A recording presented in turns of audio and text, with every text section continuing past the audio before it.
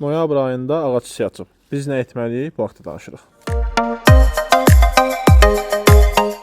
İlkin səbəb ehtimalım havanın isti keçməsidir və gecə-gündüz temperaturun da çox önəmi var. Bu səbəb ola bilər ki, mövsümdən kənar çiçəkləməni biz müşahidə edirik. Başqa ehtimal torpaqda azotun çox olması və ya azot gübrəsinin istifadəsidir. Bir ehtimalım da torpaqdan suyun çox verilməsidir.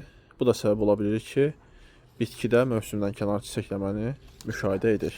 Bəs belə olduğu halda biz nə etməliyik? Yaxşı olar ki, torpaqdan su verməyək, torpağın tam qurumasını gözləməliyik və torpaq tam quruyandan sonra əgər ehtiyac olarsa müəyyən qədər su istifadə edə bilərik.